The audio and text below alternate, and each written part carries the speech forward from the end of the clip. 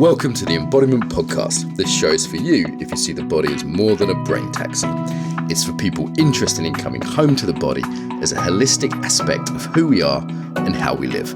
Episodes contain practical tips, exercises you can take away, and interviews with specialists from around the world. I'm your host for today, Mark Walsh. So on the show today, Ken Wilber. Ken is the author of many books, is known for the integral movement, his work on developmental theory, aikido. He was one of the highlights of the conference for many people. Someone that's really changed my life, and I think doesn't need a huge amount of introduction because people have heard of you. So Ken, welcome. Hello, buddy. It's nice to see you again. How's your health? How are you? Good, sir. Doing quite well. Thank you. Good. So I was asking people, what are they most interested in hearing from Ken? Of course, people want to hear about your take on the body and embodiment. I'm imagining that everyone listening will have listened to your conference episode where you introduce the kind of developmental theory in brief. And so this is kind of like part 2. And I'd ask listeners to go back and kind of listen to that again so you don't need to cover the kind of foundations there. But my listening is a lot of people want to know Ken the person as well before we get into the theory. People are really curious about you just as a human being. What was that last part? People are curious about you as a human being. Okay. I am one of those. So that's well, some people said, well, is he an alien? There was, when I went to visit you in Denver, almost everyone said, how is he? It was very interesting. They didn't necessarily say, what did he say, or what was his latest book or his theory. They were keen to hear about Ken, the human being. So is it right if I ask you a few questions about just you as a person before we get into the heavy theory stuff? Sure. What does an average day look like for Ken Wilber? Well, for a very long time, I have been, let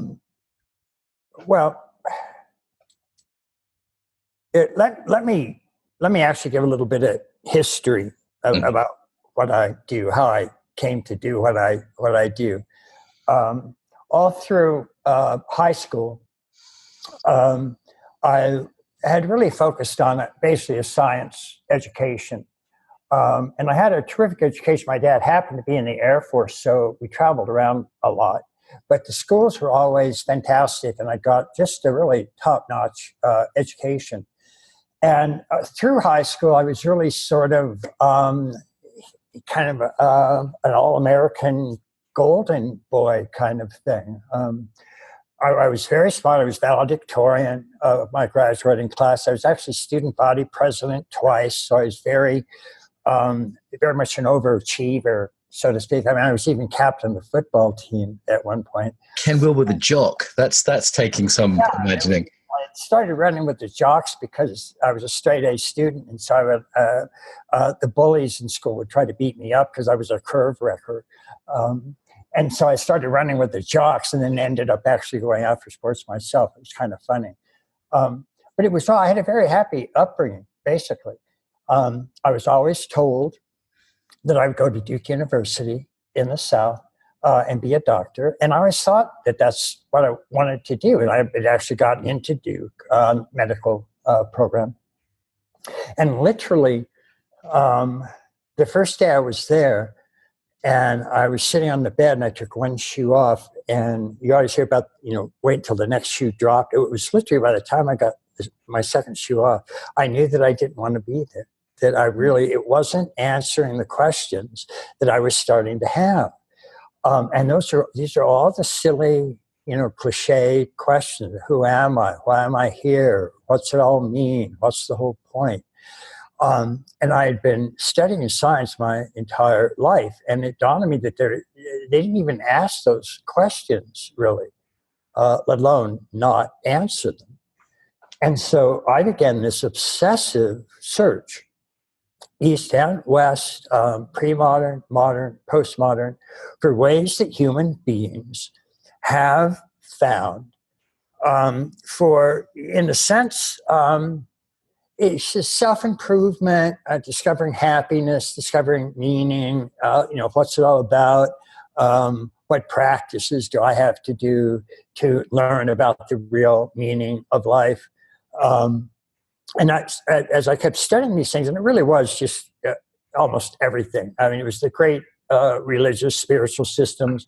It was existential humanistic approaches. It was secular approaches. It was Freud, Jung, Adler, psychoanalytic approaches, just across the board. I found out about Zen Buddhism, found out about Advaita Vedanta. And as soon as I would discover they kind of started grouping together into sort of family resemblances.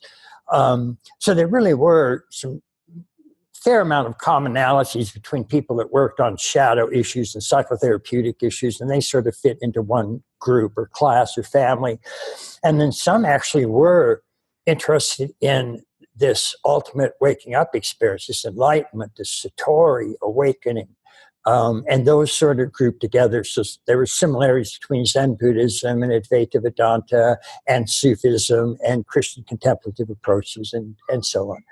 And each time that I would find one of these major family of approaches, I would try to go out and actually find somebody who was doing that and actually start studying with them. So I actually found a therapist who was doing psychoanalytically oriented therapy, and I started doing that. I found a Zen master, started practicing that.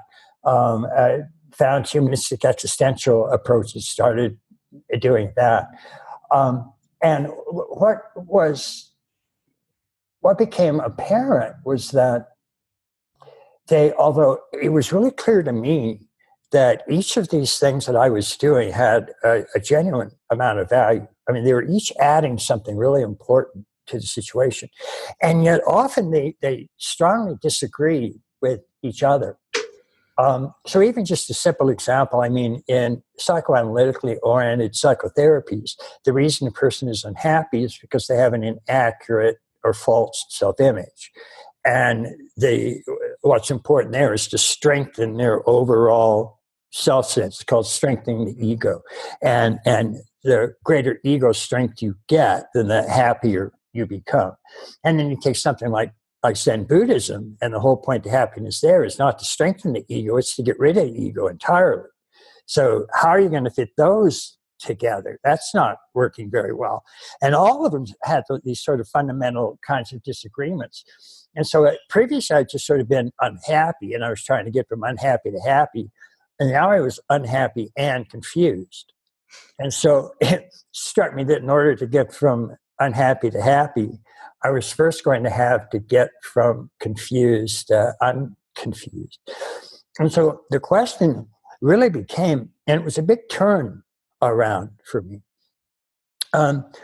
Most of the approaches and most of my education had been, here's the approach that's correct.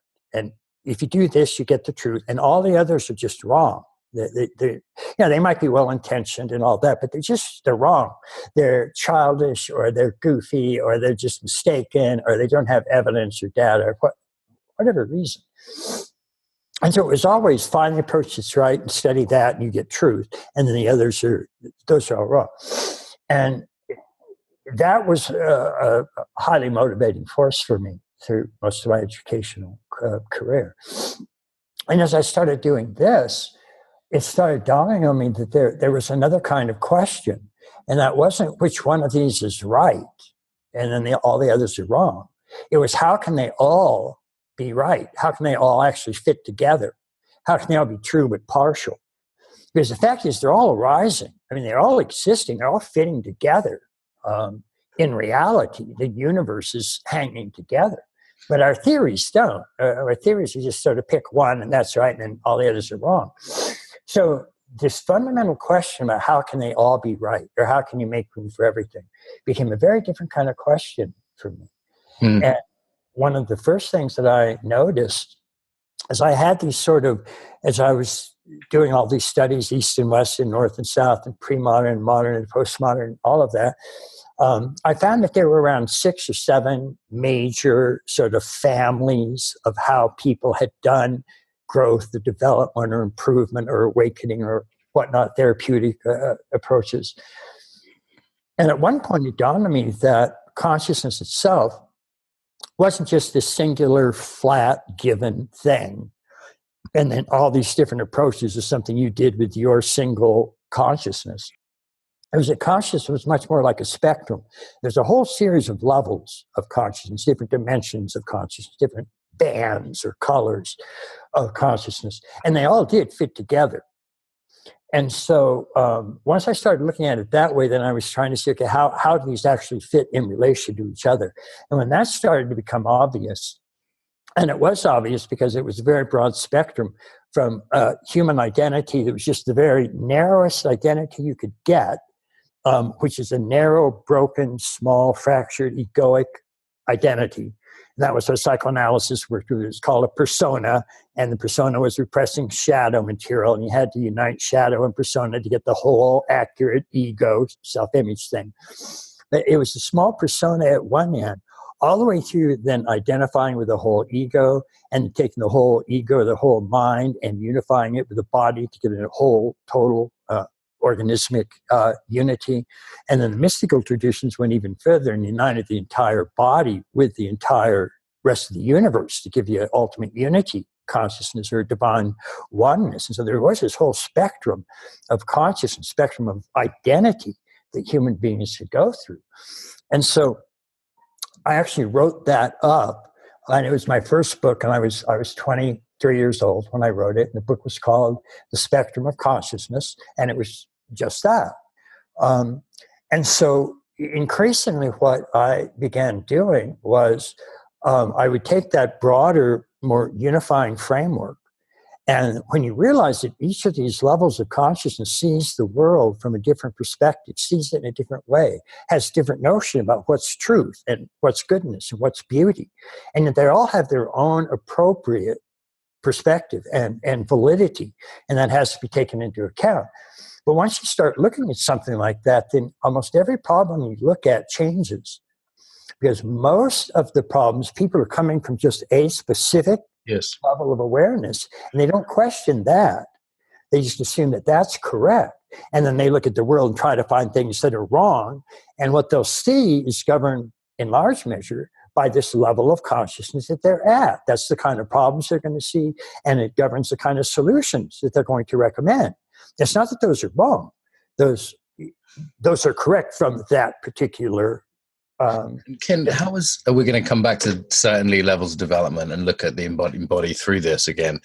How was this for you as a young man? So I'm, 23, writing spectrum of consciousness, having these kind of realizations. Most people at that age are just, I don't know, traveling to India or chasing girls or, getting stuck into their first job. Like, how was it for you as a person to be having these like wild insights about the nature of consciousness and reality? Right. Well, what had happened is, I sort of brought that history up because the question was, what's my day like? And starting from around the time that I wrote that first book, my days have tended to be relatively similar. And that is, by that time, I had already decided that I was not going to be a doctor. I did not want to go that route. But I did. This is during the Vietnam era. And I decided that probably my best talent wasn't meant to be fighting in Vietnam, and I thought I would stay out of that if possible. And at that time, they had what was called college deferment. So if you were actually in college, then you tended not to get drafted. It changed a little bit later. But since I had left Duke, I'd immediately sort of signed up in graduate school in biochemistry at the University of Nebraska, because that's where my dad was stationed the last years of his service. And so I went there, and I was actually getting a graduate degree in biochemistry. And that the particular problem that I was given to work on was human vision and how that occurs. And in order to do actual research on that, I had to get cow eyes and cut them up and get the retina out of the cow eyes, and then isolate the rhodopsin from that and do research on that. And so once a week, it wasn't hard finding cow eyes because we were right in the middle of the country, which is where they grow cows, all those square states. And so I'd gone to this place called American Stores Packing Company, which they actually slaughtered cows. It was horrifying. Because I was a big vegetarian at that time. I did not like eating cows. But I went in on the slaughter floor and said, look, I know this is going to sound weird, and you guys probably, like use eyeballs for you put them in hot dogs and shit. But if I could just get like about 100 eyes from you a week, and they just thought I was such an idiotic nerd and hilarious. They were all laughing. They said, sure. So once a week I'd actually go, and in these dark baggies, I'd get 100 cow eyes. And I'd take them back to the lab, cut them open, scrape the retinas out, and do research. When I started this extremely sort of obsessive search, east and west, for approaches of therapeutic enlightenment, awakening, and so on. I really started cutting short all of that, and basically just enough to actually get my degrees, stay in university, get my degrees. But in the meantime, I was either writing or studying for what I was writing pretty much most of the day. And I would get up very, very early, often around 3 or 4 o'clock in the morning, and would meditate for several hours. I was studying Zen at that time with a real Zen master. I was actually doing koan, Renzai koan studies. And I had met a woman that we both fell in love just immediately. She had, one of the ways that I earned money on the side is I would tutor, and I would tutor anything because, I was just good at teaching how to learn, no matter what the topic was. And she came over. Her name was Amy, and she came over one morning, Thursday morning, 10 o'clock in the morning, and literally never left. We were together about 10 years and still good friends to this day. But I would just get up and usually just lie on the floor, and there are pictures of me with like 4 or 5 circles of books around me, and I'm just stretched out on the floor reading them. I would do that literally after I would meditate for 2 or 3 hours, starting around 6 o'clock in the morning. For most of the day, I would just study, or if I was writing, I would write. And when I would write, it was always the same essential process, which is I would take this integral framework that I had developed and would go into a particular area that I wanted to bring some, a little bit of fresh insight to, or some new awareness to, using this framework. And then I would start studying that field and studying it and researching it. And at one point, the book that I was working on would simply be finished in my head. And I would just wake up in the morning, literally, and it would just go, book.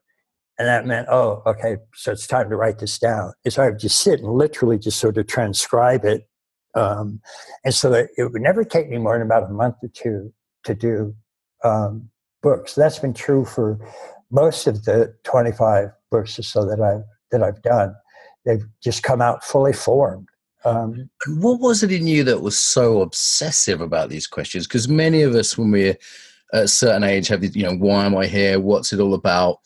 Many of us, and me, it was studying martial arts at university, and then a little bit later meditation. And, people get into these things, and maybe at a certain stage, they go, well, hang on a minute. I'll use your words. Not everyone's smart enough to be totally wrong. Right. And in the embodiment world right now, this is really happening. I was just at a yoga training where people were asking about dance, and they were asking about Feldenkrais. And that's actually quite a new phenomenon in the embodiment world, that people are starting to think, how does it all fit together? But no one I've seen has come at it with the level of rigor, crazy obsessiveness, on the floor with all the books.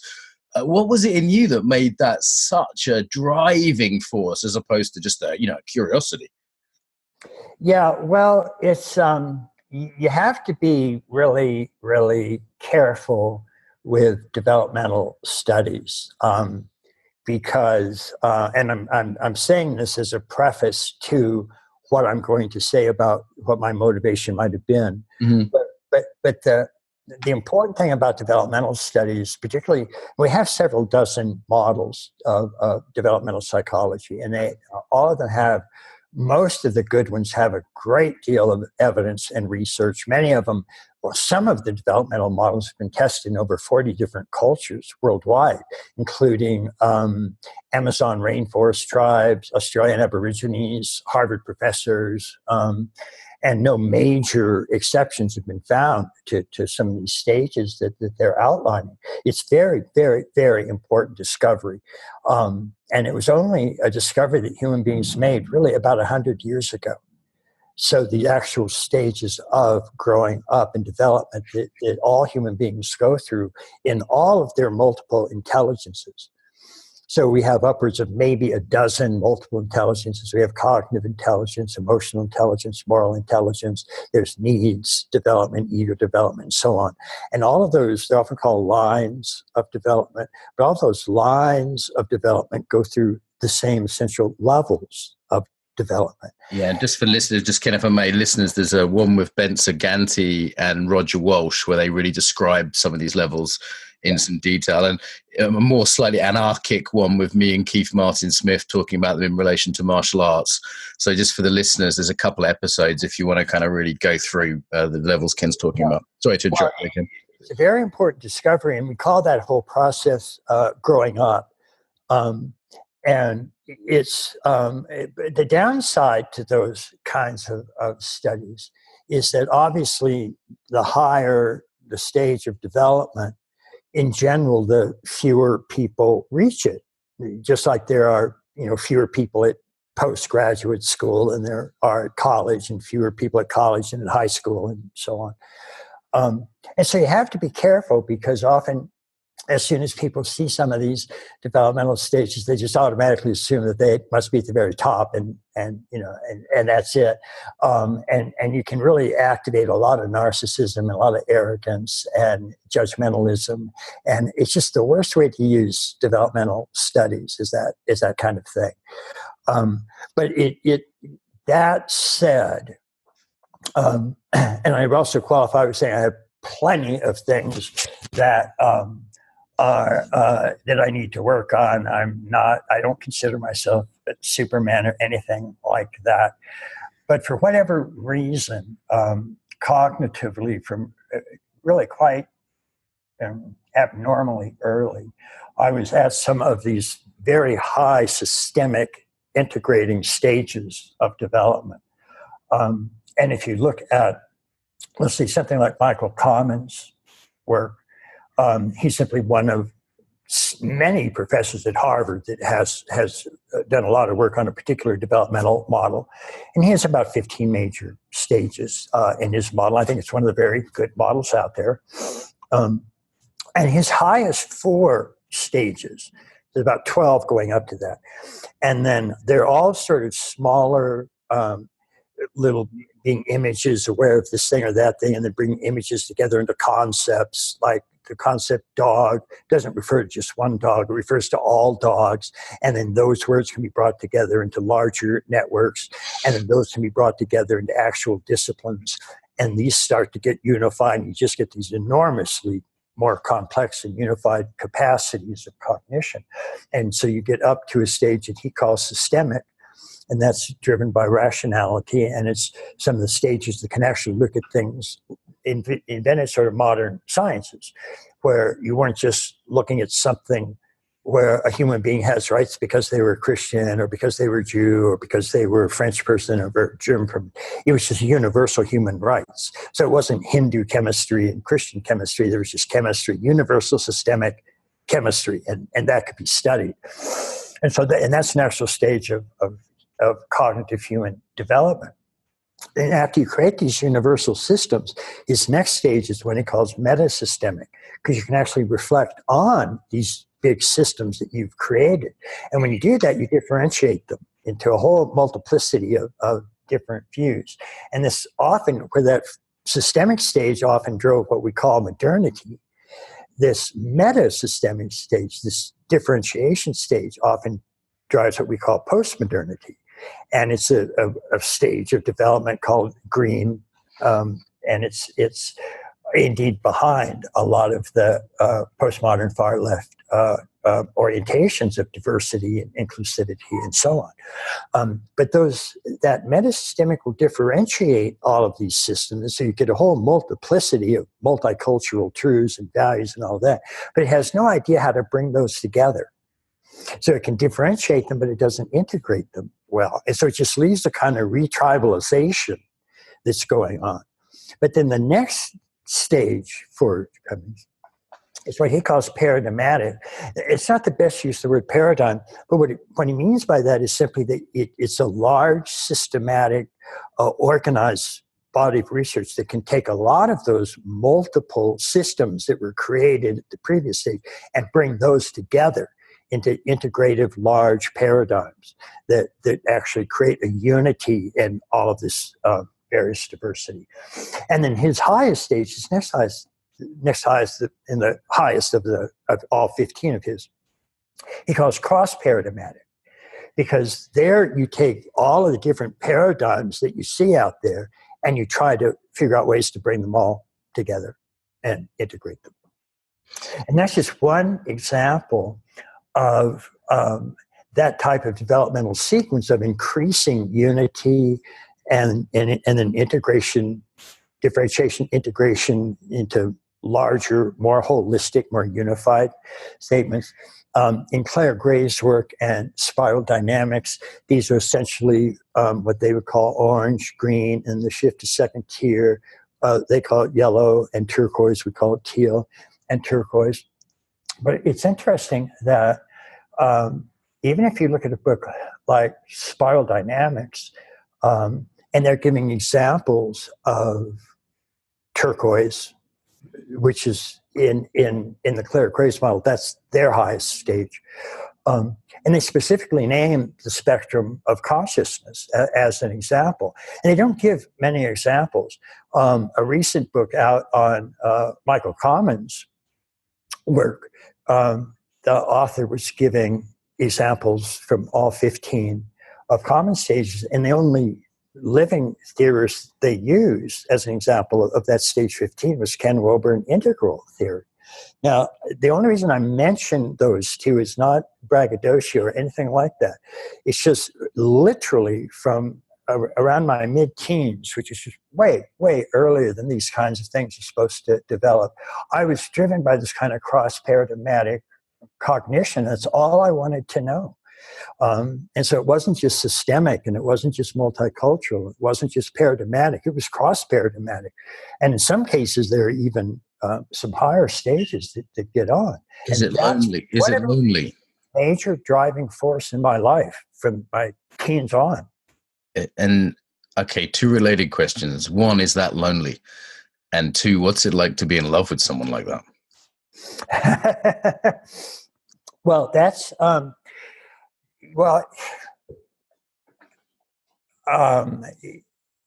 of the problems with talking about yourself is I just gave some very positive, bragging things. I didn't hear it that way, but yeah, I could hear someone could. Yeah, and so I'm actually quite hesitant to do stuff like that. But it's one of the things that I think, I'll just put it that way, I think that I've always been very sort of heart oriented, and in that sense very friendly and very outgoing, and I think a very loving and caring person. And as I started the whole practice of waking up, actual meditative practices to awaken some of these higher, deeper, broader states of consciousness. And those states are different from those structures that we just talked about. Those are structure stages of development. Those are types of grammar that a person uses to interpret their experience. And you can't look within and see those structures of consciousness. They really are like grammar in a language. Right now, you and I are speaking English, and we're following a large number of grammar rules for that language. But we can't look within and see what those rules are. And most people don't even know they're following an enormous number of very systemic rules of grammar as they talk and think, even in their dreams. And again, that's one of the reasons that these stages of growing up weren't discovered until about 100 years ago, because humans just weren't aware that that's what they were doing. And they couldn't look within or introspect and see those. So none of the meditative schools, East or West, had any idea about those stages of growing up. They understood states of consciousness. So a state of consciousness is an immediate first-person experience that you have. So when you have that state experience, you'll know that you have that. And so if you have, for example, you're meditating and you have an experience of being one with the entire universe in love and bliss, you're aware of it. You know that that's what you're experiencing. And human beings, indeed, going back thousands of years, humans have done an enormous amount of interior research on these various states of consciousness and meditative paths you can take to move through increasingly more inclusive and more profound states of consciousness. And that's why most of the great civilizations, East and West, have some notion of something like enlightenment or awakening or waking up. In the New Testament, it's called metamorphosis. St. Paul described metamorphosis as, let this consciousness be in you, which was in Christ Jesus, that we all may be one, a kind of ultimate unity consciousness. And so you tend to find that being fairly common, East and West, and they still exist. The schools of awakening are still there. None of those schools knew anything about the stages of growing up, and that's a huge problem. Because those stages of growing up determine how broad our perspectives can actually be in terms of our own identity. It tends to run along a spectrum going from just very egocentric to ethnocentric, or group identified with, and then it's us versus them. And then world-centric, which is identity with all groups, all humans, regardless of race, color, sex, or creed, and then more integrated stages. So as one of the things that happens as you start to have these broader state experiences and you get these states of unity, one of the types of emotions that tends to come with that is indeed a sort of unconditional love. Yes. And not just, I love this person, and I don't like that person. It's a love for absolutely everything that's arising moment to moment. So it's very common to say God is love, for example. And the direct evidence of that are some of these actual states of unity consciousness that every human being can get into. And when they do, they really do feel that they're one with everything that's arising. They're literally embracing everything that's arising. And everything that's arising is arising within your own being. And you are that. So you don't see a mountain. You are the mountain. You're not aware of clouds. You are those clouds. And you don't feel the earth. You are the earth. That's literally, you are that ground of all being. And that's a very, very profound state. And that was something that I was working on in addition to trying to do my own growing up with, starting with that first book. I was also practicing various types of waking up practices. And I was with Amy. And so we were intensely in love, and I just absolutely adored her, and we had a terrific time. In terms of what would start to happen during my daily routine, if you will, is that after that first book came out, I really, at least in relatively small circles, but worldwide, I became kind of an overnight thing. I mean, everybody in these circles was aware of it. I was getting a staggering amount of mail. People would come from all over the world and just to meet. And most of them would say the same thing. They'd knock on the door, and I would answer, and they would look at me and say, "I'm here to see your father." And I go, "I'm sorry, I know I'm only 20."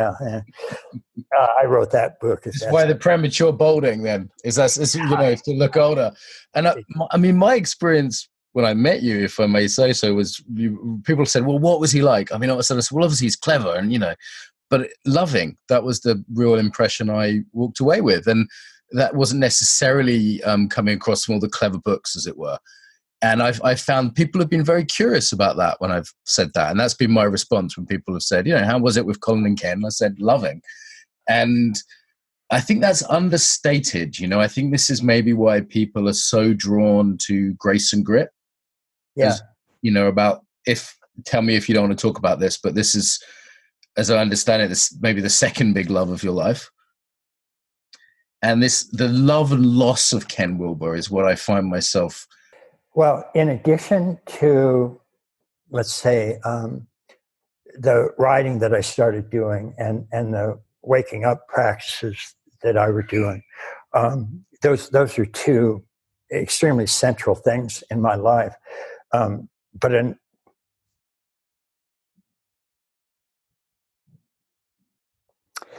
I'd be glad to mention this. It's still,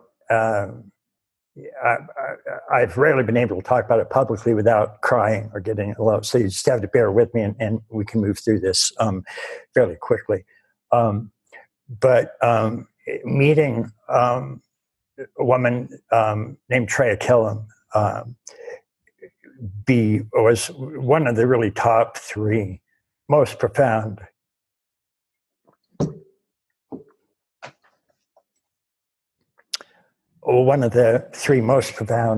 events in my entire life.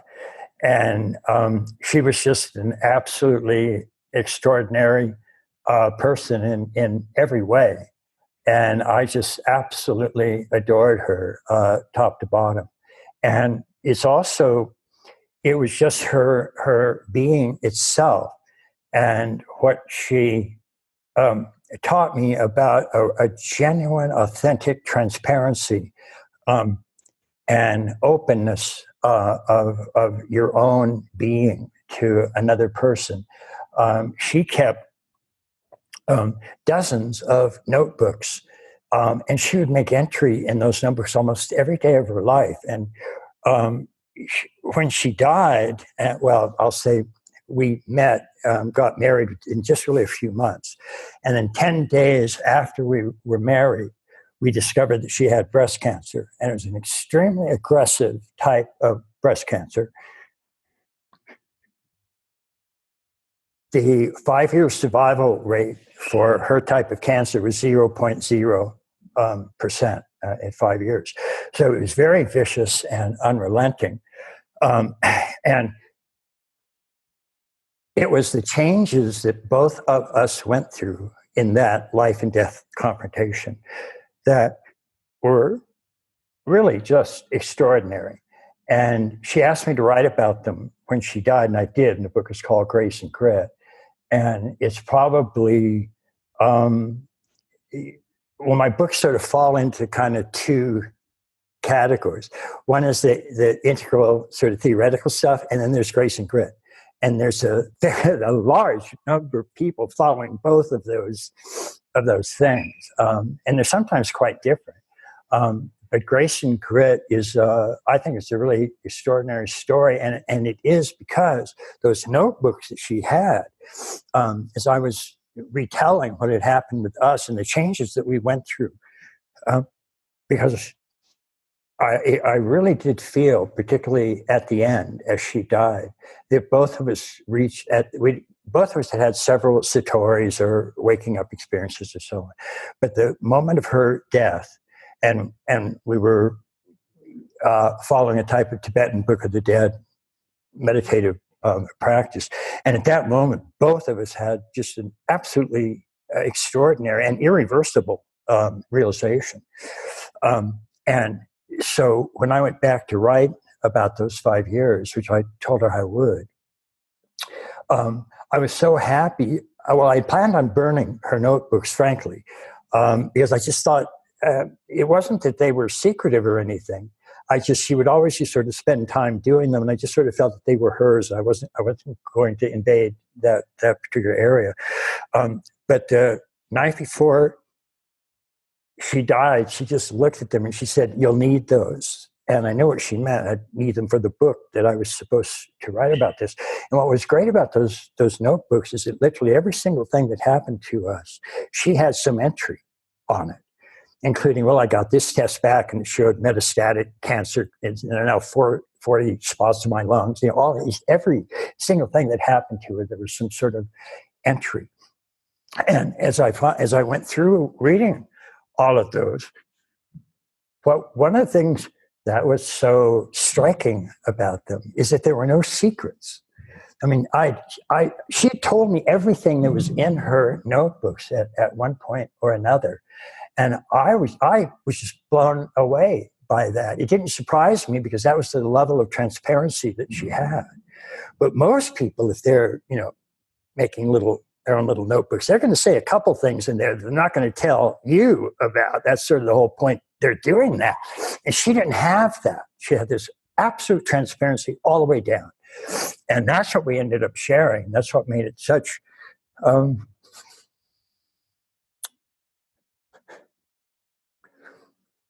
I think that's what made it such an extraordinary relationship. I think because I could quote her directly in Grace and Grit and use actual direct excerpts from her notebooks, then people could see how both of us were reacting at every point in this extraordinary adventure.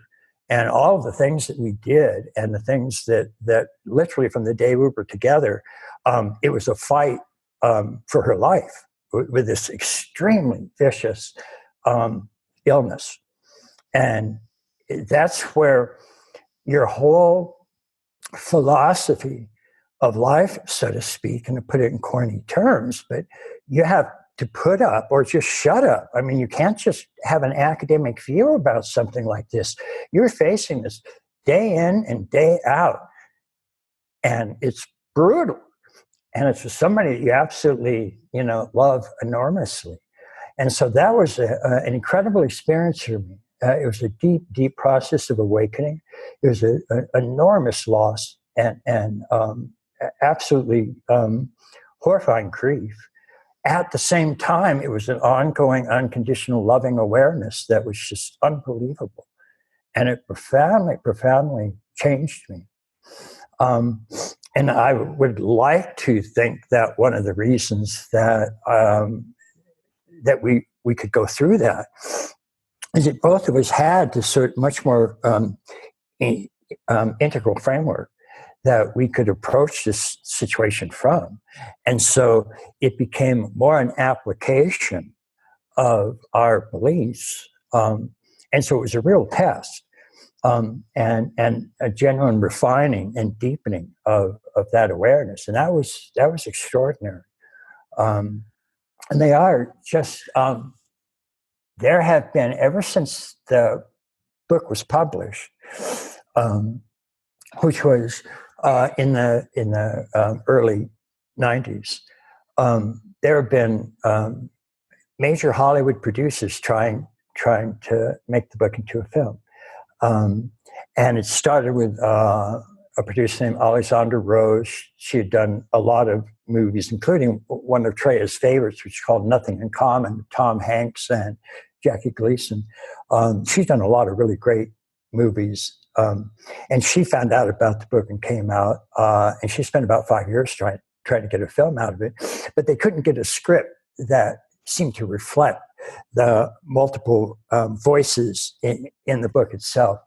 But a gentleman by the name of Sebastian Siegel has actually just finished doing a film, and it's in post-production now.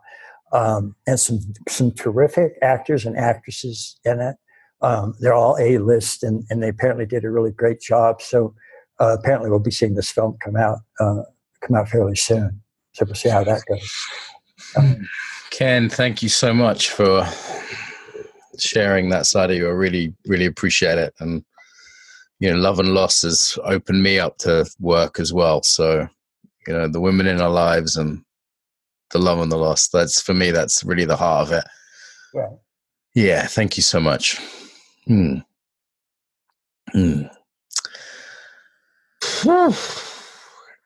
So after this period, you kind of locked yourself away pretty much, right?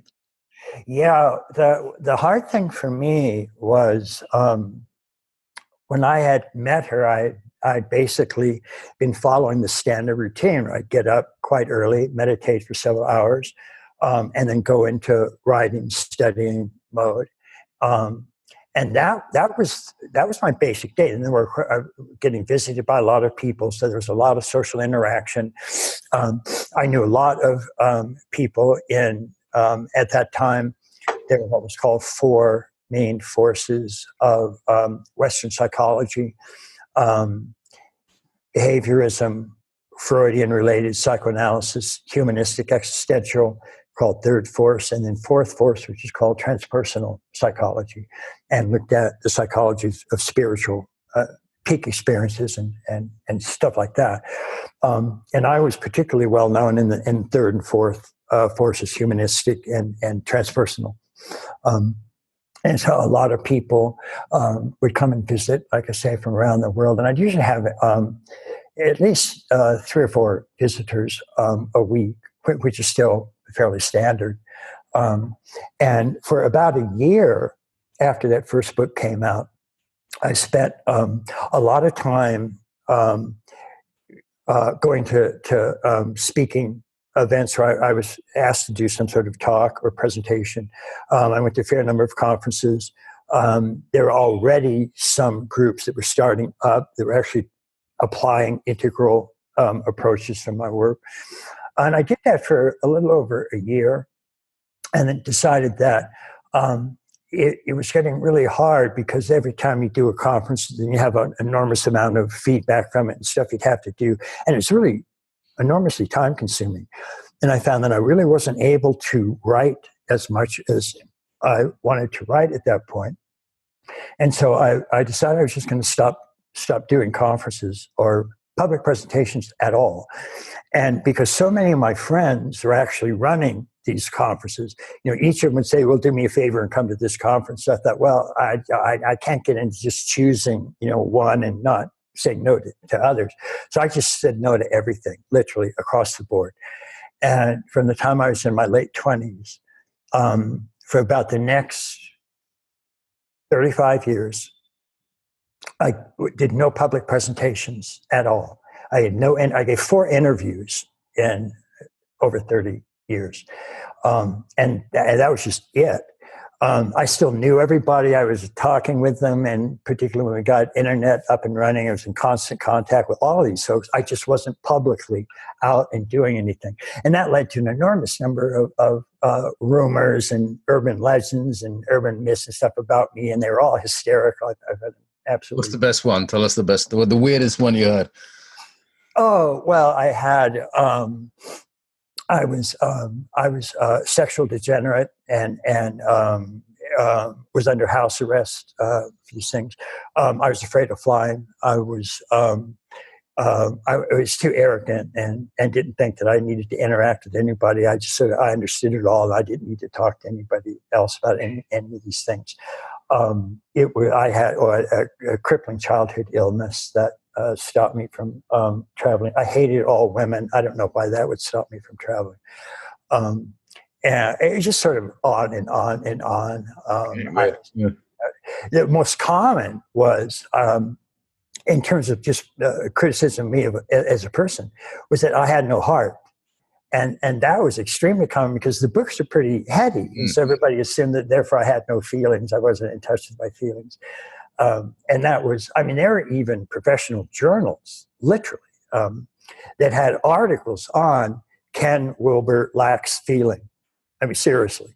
And just by people that had never met me and didn't know me.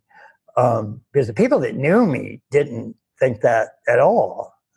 So that was kind of funny. But that was a very, very common perception at that point. And it was made worse by the fact that I was just turning out a lot of books. They were pretty academic, and so it just added to the point that I was just this intellectual egghead and dead from the neck down and all that kind of stuff. Can I ask you about that? I should just jump in. Have you had body practices over the years? I know you used to lift weights. Have you ever been into sort of hatha yoga or anything like that? As you're known as this huge egghead, so I'd love to hear about your kind of body experience. Yeah, well, I mean, I've done everything from Feldenkrais, Alexander technique. I was at one point. Apparently, it was extremely rare to go through Rolfing. The whole idea was that you did one sequence and that was it. That pretty much fixed, whatever the problem was. But I ended up getting a complete Rolfing series at least 10 times through 8 different Rolfers. Wow. It's an unbelievably painful experience. Yeah, that's pretty full on, and it's an investment as well, right? And kind of movement practices. Does Ken Wilber dance? Did you ever do martial arts? Like, I'm really curious. Like, what part of your development, was pushed along? Well, and there were entire therapeutic schools, particularly starting in the 60s and 70s. With the whole sort of boomer revolution of the 60s, and an increased body awareness, of course, started happening at that time. And in part, that was because that leading edge, postmodern, green, pluralistic stage of development was sort of trying to differentiate itself from the intellect. And so it was supposed to be kind of post-rational, post-formal, but it often just became anti-rational, sort of anti-intellectual, and that's where you had to always, come from the heart and just get to your feelings and no thinking aloud. That was just a head trip and an abstraction, and that was bad. So there's an enormous amount of emphasis on the body, which is fine, there were entire sort of psychotherapeutic schools. For example, one was Alexander Lowen's Bioenergetics. And this really did work with the subtle currents of the body, the subtle body energies, and would attempt to take any sort of mental kink or problem like fear or anxiety or obsession or compulsion, something like that, and find the corresponding body kink. And this is going certainly back to people like Wilhelm Reich and body armor, which was that every mental repression was actually created by a muscular anchoring. And it would actually muscular squeezing out of awareness of something. And so for every mental kink you had, there was a corresponding bodily, some sort of kink in the body itself. And so things that Rolfing would do, for example, is just work on the body and not really particularly care about shadow elements per se. But then there are a lot of psychotherapeutic schools like Bioenergetics that did that. And I did an enormous amount of those kinds of studies and that kind of work. And this is something that, because I was writing so much on a large number of these things, I really wanted to know what they were like. And so when it came to martial arts type of thing, the stuff that I would mostly do was stuff like Tai Chi Chuan. I did Qigong. I did an enormous amount of that kind of work. And of course, I was doing it because I had this whole, I was emphasizing these developmental stages that at the time, and I still was calling centaur, because a centaur is a mythical animal that's half human, half horse. And it just was taken by a few writers and me as being, that was a good symbol of the body-mind union. If you actually integrated body and mind, then I would just call it a centauric awareness. And that's something that I was working on very seriously. I mean, that was part of my daily practice, was to do some sort of mind-body practice like that. And that was in addition to also just letting go of the body-mind in particularly Zen awareness and practice of just a pure witnessing awareness. It doesn't identify with mind or body, but it's just pure awareness and not any content of awareness. And that's the fundamental practice of many of the mystical traditions. And it's the process that we call waking up. And that's different from growing up. And those are relatively independent axes for human beings. And that was a big, big discovery when that discovery was made, because you could be quite high in waking up. I mean, you really could have, ultimate unity consciousness and divine oneness awareness and experiences, and be quite developed in those paths, and yet be quite poorly developed in growing up. And this is a real problem. And again, you can't see these growing up stages by looking within. So you could sit on your Zen mat for 20 years and you'll never see a single one of those stages. However you refer to them, there are dozens and dozens of different names for the different levels or stages of development.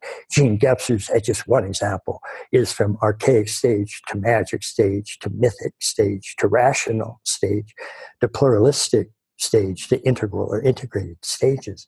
And all human beings tend to go through these in their various multiple intelligences. But you can be at any one of those stages of development and have almost a complete and full waking up experience. And it won't change that stage of growing up that you're at, not necessarily. And that's huge, because in some cases you really can get people that are quite poorly developed in growing up, and yet they can have these profound unity experiences, being one with everything. The problem with those waking up experiences, the first people that had those, for example, several thousand years ago, and so they were out and they were walking around nature, they were looking at the sun, they were aware of the earth, and so and then they'd have this satori, and they're one with absolutely all of that. So they're one with the sun, they're one with the earth, they're one with everything that's arising, and this is their true nature. This is the ground of their real being. But they still think that the sun goes around the earth, and they still think the earth is flat, and satori doesn't change that. It will correct that kind of information about the little finite things that are arising, and satori won't tell you anything about atoms or molecules or cells or the immune system or neurophysiology, none of that. And that's why none of the great waking up systems have any of that. But they are putting you in touch with that ultimate ground of all being.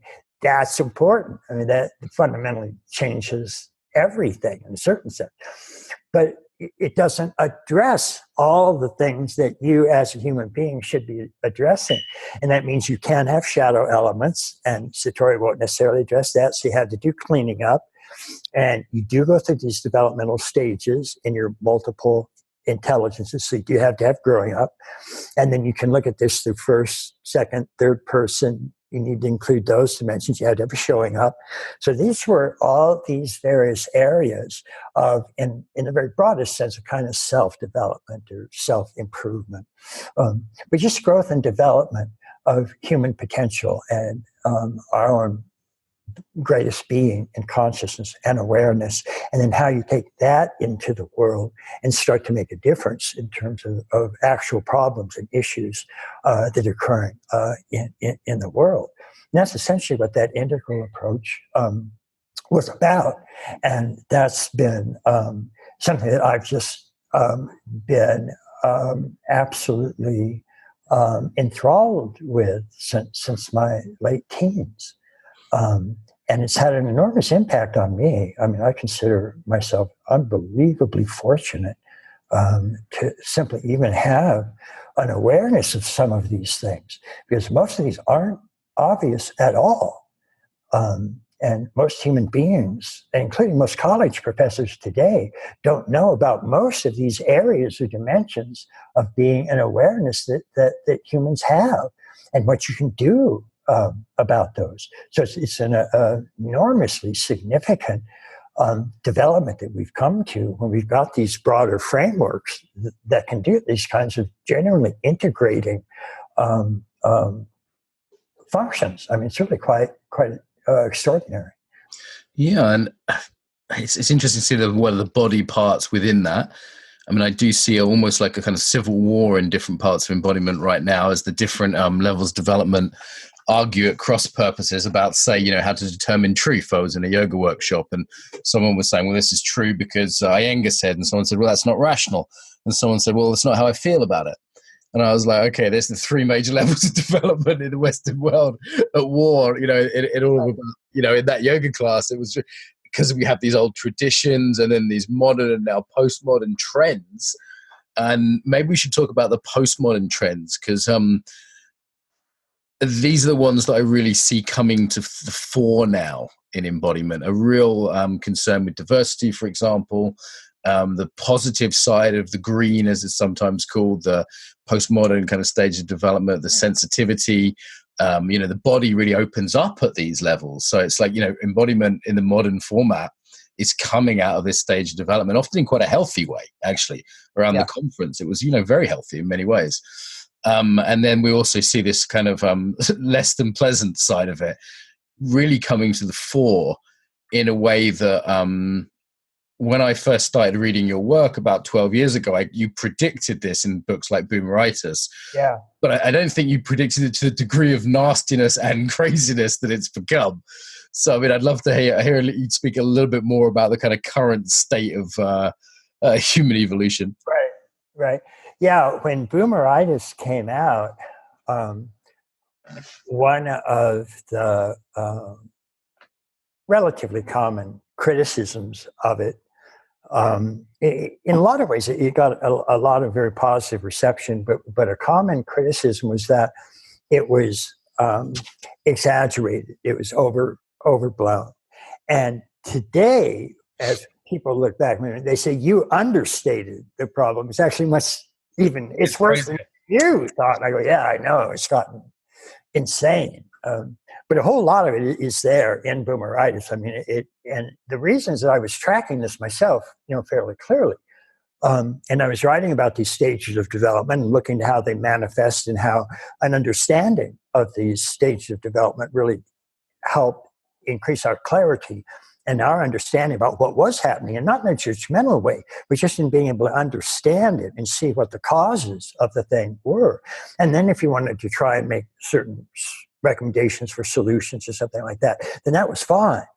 But many of the culture wars were up and running precisely because they didn't understand where each of their perspectives was coming from. And they had no awareness about how that was contributing to what was happening. And that was a real problem. One of the sort of quickest ways to get culture wars is that if you do look at developmental models of developmental psychology, and there really are several dozen quite established models that are out there. In a book called Integral Psychology, I actually looked at over 100 developmental models from around the world. And in the back of the book, there are actually charts that include all 100 developmental models. And you can see the levels of development that they've given and the names that they use for their stages and so on. And you can see the very broad similarity among all of these. It's pretty impressive. And so what I would say, though, is that whatever model you're using, that's just one particular perspective of this great ongoing, river of life. Doesn't mean it's the only way to do it, and there are a lot of variations on it. You can use other models that often work with different multiple intelligences. So there are models of development that work with cognitive intelligence. There are models of development that work with moral intelligence, ones that work with needs development, ego development, and so on. But all of them, generally speaking, have around 6 to 8 major stages of development up to the leading edge of today. And as we said in both, like Claire Graves and Michael Commons, it goes up to what I would call turquoise, which is the sort of upper stages of what we call second tier. And there is a third tier that's extremely rare for people right now, much less than 1% of the population. But what we started to have in terms of just the main developmental stages in first tier, and those in Gene Gebser's, I just tossed his terms out, those would be archaic stage, magic stage, mythic stage, a rational stage, and then a pluralistic relativistic stage. And those 3 highest stages, the mythic, the rational, and the pluralistic, those became the foundations. Well, we had mythic stage of development up through a lot of the early classic civilizations, which indeed did have sort of mythic backgrounds. And most of those had beliefs in some sort of gods and goddesses, elemental nature spirits and so on. And there was that sort of background belief. Even Athens, the home of rational stage of development, every city had its own god or goddesses. And of course, Socrates, one of the two charges against him is that he didn't accept the gods of their nation state. And so that, along with corrupting the youth, got him killed. But we started to see the emergence of this rational. By the way, these are stages of growing up. They're different from waking up. These cultures many of them had very profound systems of waking up, even as they were at some of these mythic and even magic stages of development. Their culture at large tended to reach a rational orientation. About at least more than 10% of the culture did, with what we call the Renaissance and Western Enlightenment. And that's why it was only at that time that we actually had the founding of modern sciences. So modern chemistry, modern physics, modern biology, modern astronomy, those all came into existence within a century or two, starting around just several hundred years ago, actually. We also see the emergence of this rational leading edge in things like the moral sensibility that a rational universal stage of thinking would include morals that saw all people as being free and equal, regardless of race, color, sex, or creed. And that was quite new in terms of any sort of leading edge. So even in the previous cultures that had first proposed these great systems of waking up, things like Zen Buddhism, Advaita Vedanta, Sufism, and so on, all of those came from cultures that had slavery. And they had slavery because there was just no moral objection to that, because it wasn't working with a large chunk of the population being at that rational, universal, systemic stage of development that saw all people as being equal. So within about a 100-year period between 1770 and 1870, every rational industrial country on the face of the planet outlawed slavery. Yes. Anything like that has ever starting with Great Britain, just add that. Correct. And Bishop Wilberforce is apparently one of back in my family tree someplace. But those two that we call it the orange stage, is a form operational stage of development, because that had an emphasis on universal human rights. There was actually a new political party and a new political philosophy that was created at that time. It was called liberalism. And liberalism was based not on an ethnocentric orientation, which the previous stage had been, but a world-centric. So again, in a mythic Middle Ages, for example, where 95% of the population believed in Catholicism, then you had rights. If you were a Catholic and then you died, then you would go to heaven and live on the right-hand side of God and all of that, and that was fine. If you weren't, then you're going to burn in hell. And I'm sorry, there's just nothing we can do about that. But with the rise of the Western Enlightenment, the philosophers at that time said, wait a minute, that's not right. It's not that group of humans has rights ethnocentrically and that group doesn't. All human beings have universal rights of equality, freedom, the right to life, liberty, pursuit of happiness. Not this group or that group, all groups, all humans, without exception. And that was new. And those two, the conservatives at the time, they were sort of fine with the way things were. They tended to support monarchy. They tended to support nationalism. They certainly supported fundamentalist religious orientations, and that tended to be the sort of conservative orientation, or the right. And then the left, this new liberal orientation emerged. And for a couple hundred years, those were the two main political orientations. And that's why we had sort of the two-party system in America. And it was left and right. And then in the 1960s, all of that got jumbled, and badly, because those two major developmental stages, there was a third one that was added. And it was what we call green, pluralistic, relativistic, postmodern. And that stage just sort of kept values pretty much on its end.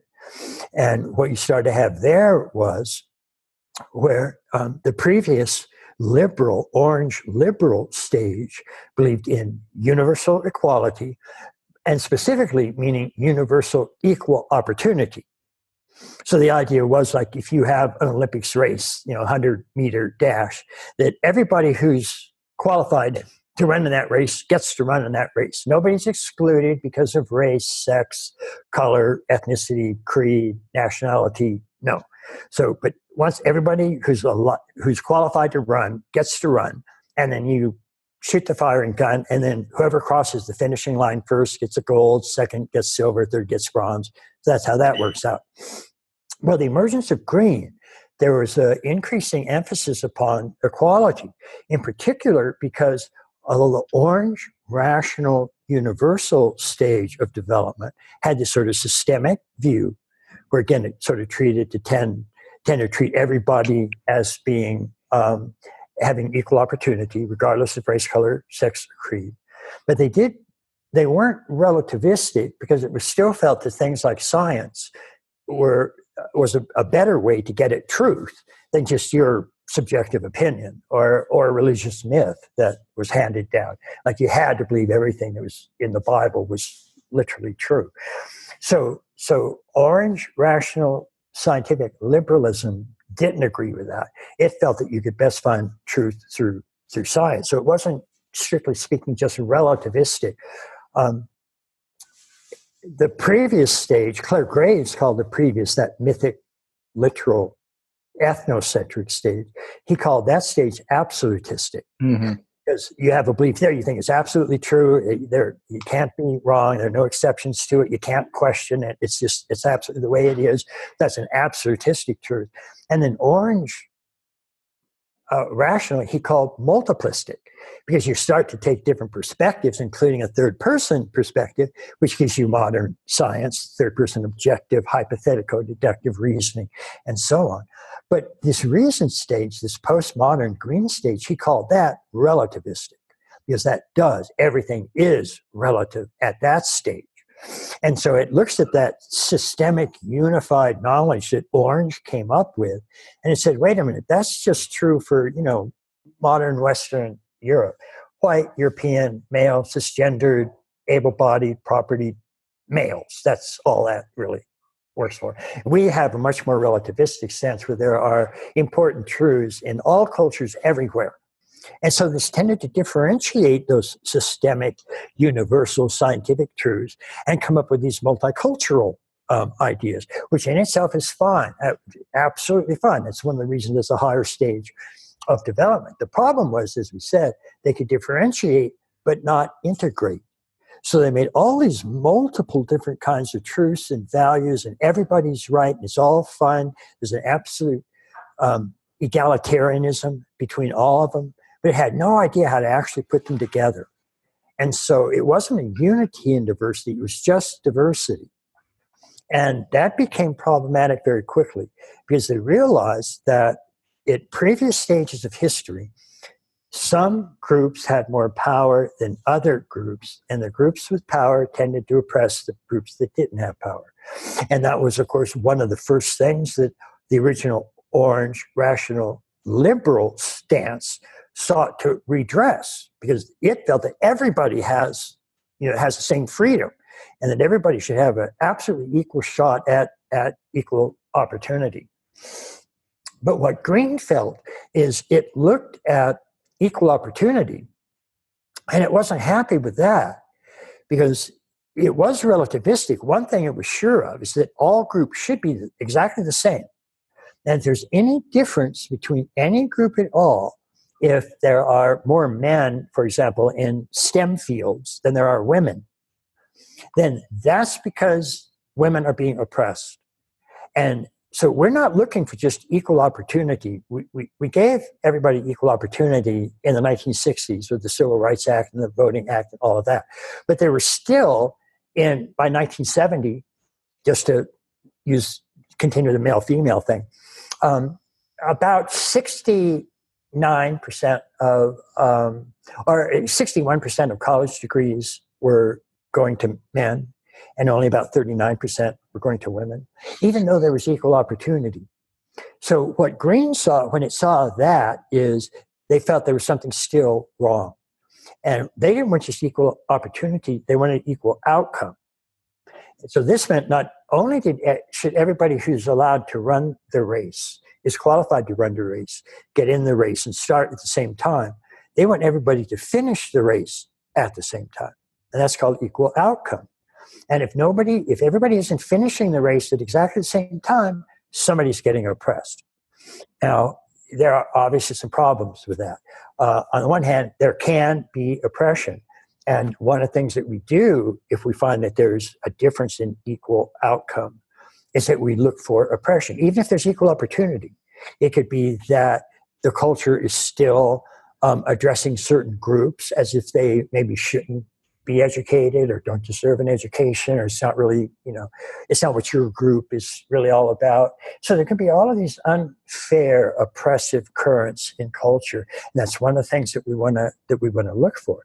But when you say there's only equal outcome, that's where you get into problems. And when it comes to, I mentioned men in STEM fields, for example, if you actually look at some of the differences between men and women, and you use something like just probably the most common, widely adopted model in psychology today, is just called Big Five Factor Analysis. And it's popular because it's not based on a particular theory like Freudian or Jungian or existential or something like that. It's just a flat out statistical analysis of the types of responses that human beings give. And it just breaks down the most common types of factors that humans have available. And they find that there are 5 major ones: openness, conscientiousness, extroversion, introversion, agreeableness, and neuroticism or negative emotions. And then it'll just use those statistical analysis and measure the differences between like people that are leaning left and leaning right, or between men and between women. One of the things that is discovered as we try to look at any differences between men and women is, first of all, these differences that do show up are not in terms of talents or capacities, or it's like one sex has the ability to do something that another sex can't. And in almost all of the tests, both sexes can do sort of this whole spectrum of things, but different sexes do tend to show different interests in different types of things. And so one of the largest differences that shows up from day one between boys and girls shows up at every age period until death, and has showed up in every culture that's ever been tested in, is that little boys have an interest in things and little girls have an interest in people. And those are important differences. And it shows up, for example, I mentioned earlier that even after we had equal opportunity, Civil Rights Act, gender equality laws, and so on, that men were still getting about 61% of college degrees and women about 39%. So we decided as a society that was bad. We started to put measures in place that would help women be more attracted to college and actually go to college. And not only do those work well, some people think they work too well, but it's completely switched now. And the percentage of degrees that are being had by women, that's now about 61% of college degrees are now by women. And the humanities are now often upwards of 75% women. And it's only about 39% of degrees are men. And in virtually all of the disciplines, including sociology, psychology, almost all of the humanities, many, many more women are in most those embodiment fields too. I was just at a yoga workshop with 18 women and 2 men, and that's fairly typical. I mean, it depends on the exact school. Like martial arts have more men, but generally across the sort of emotional intelligence embodiment world, there's a greater propensity of women. Well, right. So one of the things that that we noticed as we saw the enormous influx of women is that there were still a few small areas where men outnumbered women, and often significantly. And those were indeed in the STEM fields: science, technology, engineering, mathematics. And there still were more men. And as a matter of fact, if you look at the science part, it's still just true across the board for technology, engineering, and mathematics. But if you look at sciences, men still outnumber women in the sciences that work with dead things. So in other words, physics and chemistry, more men. As soon as you start getting into living things, including people, starting with biology, psychology, sociology, there are more women.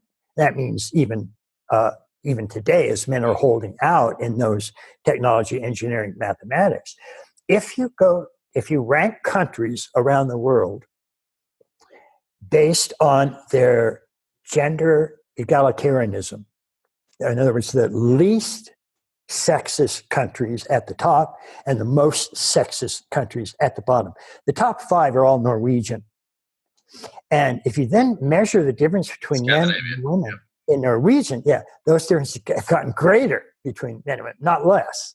That's exactly the opposite of what was predicted, because it was felt that all gender roles are nothing but social constructs. So if you had a society that was egalitarian with regard to genders, then there would be an equal number of Ken, are you telling me that in Norway women aren't lining up to work on the oil rigs in the sort of North Sea? That's shocking. That's shocking to me after the years of feminism in Sweden and Norway, that those differences have grown, not got smaller. Right, because biological. This is Peterson was in trouble for saying this, right? But it's just factually true. But he's just reporting the data, and it's true.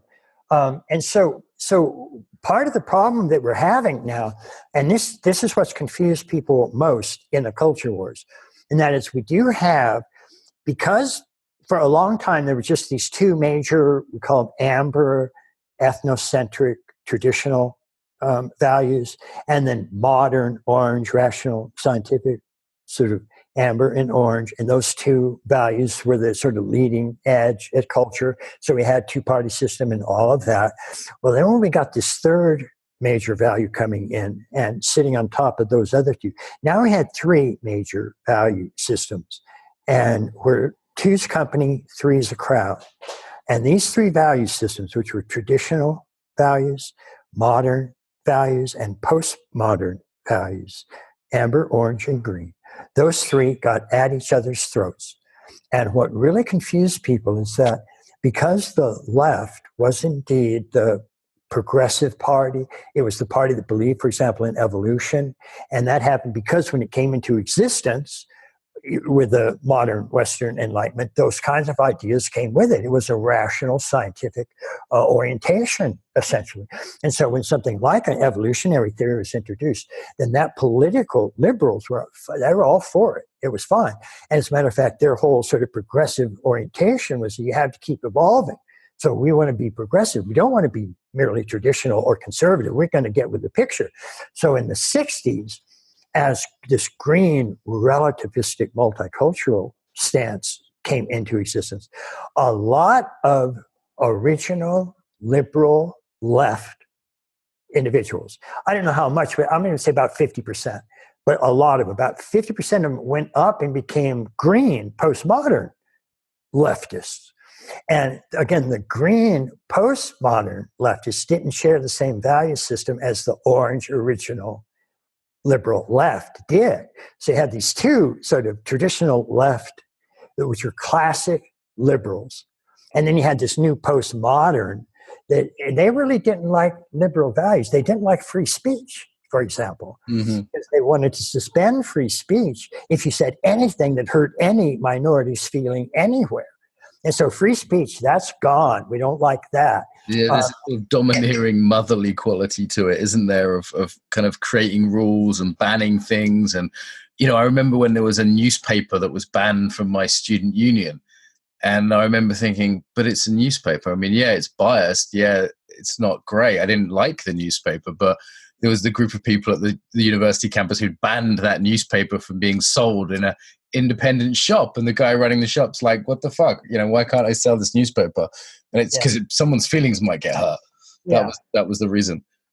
Well, so this has become now increasingly strident and polarized, and what's really confused people on both the left and the right is that it was fairly straightforward when the right meant traditional, conservative, ethnocentric orientation, so tended to be more nationalistic and more patriotic. Some of them were a little bit racist, a little bit sexist. Mostly that didn't bother them. And then, of course, there were extremists at ethnocentric, and those were indeed actual white supremacists, Yep. neo-Nazis, KKK, and so on. And they all had absolutistic views, that their view was the one right way to see it, and that everybody else was wrong. So that's a very tribalized kind of stage of development. That's what had been overcome with this orange rational universal, where all people are treated fairly, regardless of race, color, sex, or creed. That was world-centric, not ethnocentric. But then green comes along and looks at those orange liberal values, and it doesn't like those. And one of the reasons it doesn't like them is it thinks that equal opportunity still doesn't give you enough equal outcome, because you've still got men and women differing in Scandinavia, and that's wrong. That's bad. We've got to do something about that. The problem then is that the people that were once members of the left and that grew up in the 60s and 70s, and they always looked at the left as being the sort of world-centric, all-inclusive, truly embracing sort of political orientation. Now all of a sudden you had this postmodern view that was actually attacking their original liberal views. It really didn't like them. It was trying to overcome them, and was trying to overcome them in ways that really didn't seem to represent just a higher development, but in some ways are becoming regressive. And what was happening is that members that really were embracing these diversity views or these multicultural views were doing them with such zealous zeal and such intense absolutism that they were actually tending to regress to absolutistic stage of development. Yes. What they were saying was absolutely right, so much so, you see on college campus protests today, for example, they don't even have to talk to people that they're protesting. They just don't want them to have any rights at all. They certainly don't get free speech. Because hate speech is not protected under free speech, when in fact, free speech was created to protect hate speech. Free speech wasn't created for the things you love and agree with. It was created to protect the things that you loathe and despise. That's the whole bloody point of it. But green will have nothing to do with that. And so what you were having was people that had been leftists, liberals, all this time, all of a sudden they're starting to leave the left progressive party. And they're saying, I'm not leaving them. They left me. They're insane. I don't know what they're doing. And there's this huge confusion going on in so-called liberal circles when only half of them are liberal and the other half are post-liberal, even anti-liberal. Well, half of them are scared. What I see, Ken, in embodiment is this kind of takeover that's happened of very illiberal, regressive kind of group of people who now everyone's terrified of. Right. And it's the sort of, I call it the embodied dark web, is that lots of people are coming to me quietly to speak one-on-one. And they're saying, Mark, I really don't agree with some of this stuff. And even though these people are all, non-sexist, non-racist, left-leaning people for the vast part, if they're into embodiment, it's very likely they have been for the last 20, 30 years. Right. And they're coming to me quietly saying, we're scared and we don't know what to do because if we speak up, we're going to get attacked. And it's just not worth it because they know that half the people on their dance floor or half the people in their yoga teacher training now have these very hardcore beliefs and there's zero room for conversation. Well, that's the way the culture wars are going. And the problem, again, is that because the leading edge of cultural evolution starting in the 60s became this green, multicultural, postmodern point of view, then that, as a leading edge, has tended to set the tone of the conversation. And of course, people that were considered themselves classic liberals in this orange liberal value system, in many cases, what had actually happened is they had continued growing and developing and were already starting to move into second-tier orientations, which were becoming truly integral. And whether they had models to explain what that meant or not, they did tend to sort of feel that there was an underlying overall unity to human growth and development, and that what each of these different sides of the culture wars were saying, that all of them had a little bit of a piece of the truth. They were all kind of true but partial, but none of them had the one and only truth. But what they did notice is they started sort of looking out on the horizon in this holistic, inclusive fashion, is that what was getting left out were these original orange liberal values. You had very strident people that were strongly ethnocentric, that were white supremacists or neo-Nazis or KKK and so on. But then at this green didn't, and they don't like orange, because orange just, they're not going to treat everybody fairly. Their own group is the only one that counts, and they don't really like other groups. So they leave out orange. So you have amber and then orange. But then green leaves out orange, and often green in its extreme form becomes anti-orange, anti-liberal. Mm-hmm. So it's become really illiberal in its orientation. That's what's confused the original classic liberals.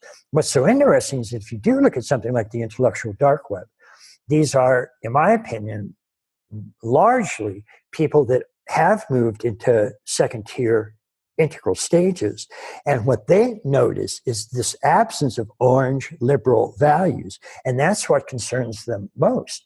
Meanwhile, you've got these green that are becoming really far left extremists, so much so that they're absolutistic, they're absolutizing, and some of them have actually regressed to amber, ethnocentric, tribalized stages of development.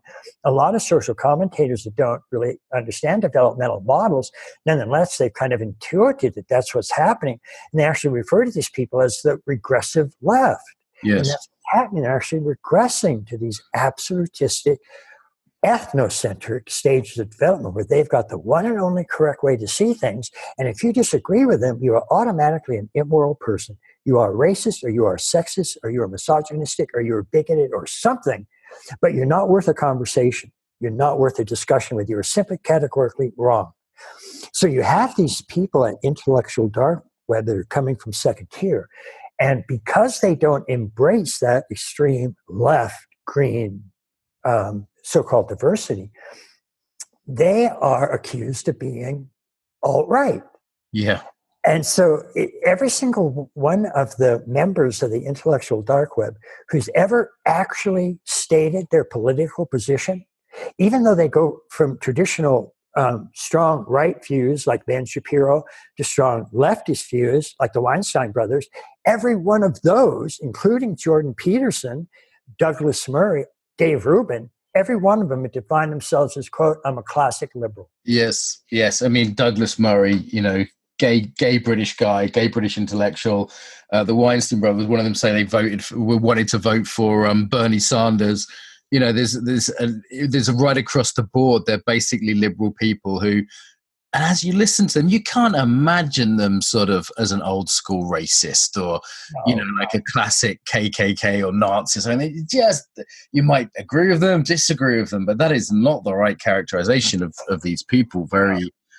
My worry actually is they call it the intellectual dark web. They may have thrown out the baby with the bathwater with the body stuff.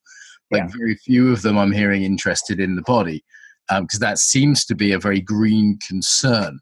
And my worry is that the body will become associated with regressive green, sort of silly hippies running around kind of thing. And I have a concern about that. I think it's no surprise that it has this hyper intellectual. The intellectual dark web, and many of them are academics at universities. Well, yeah, and they're it's one of the real problems with this far left as they become sort of more extremist and absolutistic in their orientation, and they have become regressive left. So they really are down at that ethnocentric amber orientation. Of course, now down there with them are indeed people that are still at those stages, like white supremacists or neo-Nazis or KKK. And those are all highly tribalized individuals that are identified with just their ethnic group. They think that their ethnocentric orientation is the absolute one correct way to see things. And then you've got the regressive left joining them. And it's really problematic because, yes, indeed, the actual stated values of this regressive left are indeed postmodern, green, multicultural, pluralistic values, but they become regressive, they've absolutized them. And so they really are re-tribalizing. They form their own tribe, and it's got the one correct way to see everything. Everybody else's tribe, they're just wrong. They need to be actually, that regressive left is now attempting to oppress and suppress any viewpoint other than its own. Yeah. And this, a lot of just traditional academia and a lot of traditional liberal orientations are now, indeed, one of their main responses is they're afraid of speaking up and saying what their views are, because they still hold liberal values to be important. And they still do argue for things like equal opportunity, not just an automatic equal outcome. Because we do have to look at equal outcome, but if you just demand that, then that is an oppressive force. That stops people from expressing their own interests. And so one of the things that we see happening, for example, in Scandinavia, is that as those cultures become less and less sexist, then the different interests that the different sexes have, those start to express themselves even more. So of course you see this broad differentiation, separation between the sexes. And if you try to stop that, then, okay, what? Are we going to go in and say, okay, we have to stop 69% of college degrees from going to women, so we're going to have to just sort of start pushing them down and pulling men out? Really? Is that what we're going to have to do? We're going to have more white people in the NBA in the 100 meters, you know? That's... Well, exactly. Let's make sure that we get more Jews into the NBA. I mean, that's so... And ginger people and green-eyed people. I mean, we could just keep going, right? You could keep going indefinitely once you start making categories about people's appearance, for example. Yeah, exactly. But I agree. I think one of the real problems that the embodiment movement faces is being commandeered, not even by healthy green, but by regressive green, the regressive left. That's become one of the major fundamental problems that the culture wars have created. And there's no simple solution to that. So you really do have to be careful. And to the extent you can, you have to be able to try and start some sort of dialogue that allows the regressive left to start addressing its own problems. And you notice that in the intellectual dark web, even though there's a whole spectrum of political orientation, not one of them, and this is by their own account, and there are, dozens and dozens and dozens of very, very, very smart leading edge people that are in the intellectual dark web, not one of them has ever got invited to a postmodern, leftist, post-liberal organization to speak at a leftist oriented organization. All of their invites have come from organizations that are on the right. And one of the reasons for that is that as the Progressive Party, which tended to be at orange, and the conservatives were at amber, and then green came along. And so the progressives, again, about half of them bumped up to green, about half of them stayed at classic orange liberal. But in terms of conservatives, about half of them bumped up to orange. Yes. And also, like any super liberal organization that did try and invite them would be protested by its own members, and they'd be banned. I mean, it's almost... These days, it doesn't take so much. Actually, small funny story. Just after I visited you in Denver, I went on a meditation retreat, and they tried to throw me off.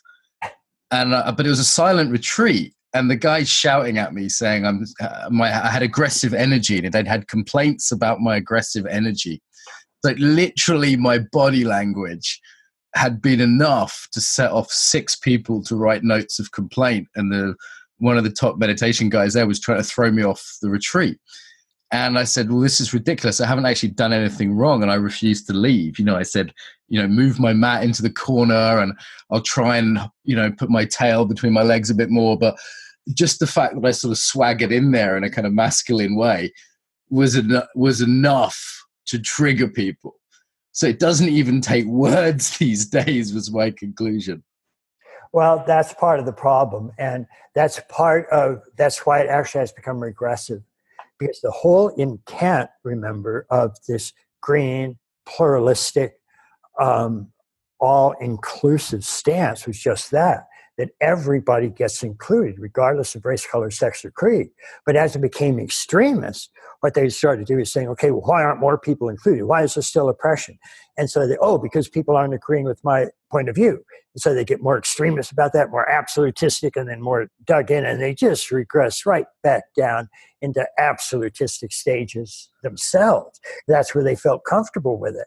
And that's the problem we've got. And that's why there's such a strong polarization, because there are so many of the components of the culture wars are now at a retribalized, ethnocentric orientation. It's exactly what the Western world-centric stages fought to overcome, and we're now flying back under that and being very, very regressive in that orientation. That's extremely problematic. That's a pathological sick green. Like I talked to you about this in Denver, and still I talk regularly to people about this. Most people come and talk to me privately about this. Yeah, absolutely. I've poked my head a little bit above the parapet so people can kind of see that I might be someone to chat to. But there's been a cost to that. I've had colleagues say, listen, Mark, I can't work with you. I know you're a good guy, but I get too much grief for it. I've had venues not rent to me. I had recently a yoga teacher training, wouldn't allow me on the training because it wouldn't be a safe space if I was there. And, bear in mind, I have zero record of, I don't know, shouting at people or assault or anything like that. It was this fear that's there now. And I wonder what we do, because it seems that these kind of regressive pseudo-green forces are kind of more and more powerful in the world. Yeah. Like, I've seen them take over Hollywood in the last few years. The whole latest Star Wars franchise. The films I now see express this. Local government I see express this. Yeah. Education. So not just Berkeley and Sussex University anymore. It's really started to get institutional power, including in my own little world and in the embodiment community. So I wonder what will happen. I wonder if there'll be a takedown that's just so unfair and ridiculous that it galvanizes people, or will there be this critical mass that you sometimes talk about where enough people get to integral levels of development? Because I look at the intellectual dark web people, and they have independent sources of income usually, like Joe Rogan's podcast or whatever.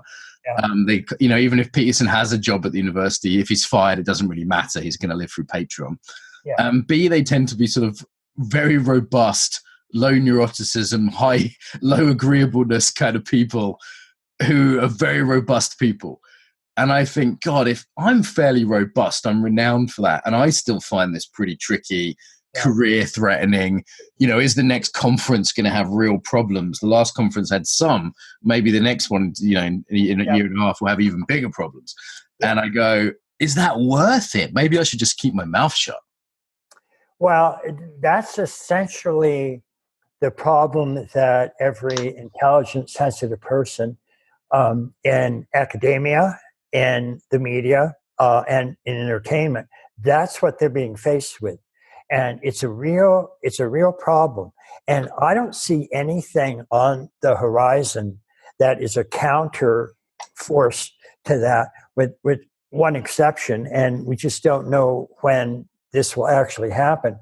But in the past, historically, what's happened as new leading edges of development have increasingly evolved and come into existence as we went from archaic into magic, and magic into mythic, and mythic into rational, and rational into pluralistic, and so on, is that whenever the leading edge at the time, so let's say it was back in the Renaissance and Enlightenment, when orange was starting to emerge at the leading edge, when about 10% of the population reaches orange, then you do get a tipping point. And what happens is that when it reaches 10%, then the values of that leading edge tend to kind of permeate the culture. And so people become more open to those general values. So they might not directly embrace them. I mean, if they did, they'd actually be at orange. Yeah. But what they're doing is just sort of it just sort of seeps through the whole culture. And so, for example, when it comes to slavery, even though only about 10% of the population was at that orange world-centric stage that objected to slavery, those values sank down enough to the culture that we just started outlawing slavery. We actually had a civil war fought over that, driven by orange values. Amber ethnocentric values had no problem with it. So that was a big shift, and only about 10% of the population reached that. We see the same thing happen with the rise of post-modernity as well, and that is in 1959, 3% of the population in the Western world was green, multicultural diversity. And by 1972, Jacques Derrida was the most frequently quoted academic writer in America, and almost 15% of the population was at green. Yeah. And so that kind of shifts. So what we're looking for next is when some of those second tier, those truly integrating, truly non-polarizing stages of development come into being. When that hits 10%, that's going to be extraordinary, because first of all, we never had a second tier stage as a leading edge. And the definition of all first tier stages is that each first tier stage thinks that its truth and values are the only real truth and values there are. Everybody else is mistaken, confused, goofy, childish, whatever it is, they're just not quite right. And then also when you get to second tier, individuals there start to see that all of the previous stages are important. They all have to be included, if for no other reason that they're all actual stages of, my own development. And that's true. No matter what number of stages are added, everybody's born at square one and has to move through all of them. So when we get 10% of the population at second tier, that's going to be as staggering a transformation, even more so than the previous rise of modernity and rational industrialization and the previous rise of post-modernity and multiculturalism, diversity. It's going to have a bigger impact than that, because it's a more inclusive and more all-embracing stage of development, one that we've never had anything like that anywhere in our history. So we have there's no precedent for this. We have no actual idea how to do this, except when it does hit 10%, those values of true inclusivity, not just far leftist ideology that claims it, but is a regressive retribalization, but a true inclusive, integrating stance, that's going to become a value that seeps throughout the culture, and it kind of permeates the culture. That will be an anti-polarizing force. That will be an anti-tribalization force. And that's going to have an extraordinary impact on culture. And it looks like that's going to occur right around the time, whatever you think about the details of technological singularity, but that kind of big change, however we fiddle with what it actually means, but some sort of big technological change like that is due somewhere around, Kurzweil's latest is like 2040, something like that. Well, that's about when it looks like we're going to get 10% of the population at second tier. So it'd be kind of a cultural singularity and a technological singularity happening together. That's going to be absolutely unprecedented. We have not seen anything like that at any time, anywhere in previous history. And that's coming this way.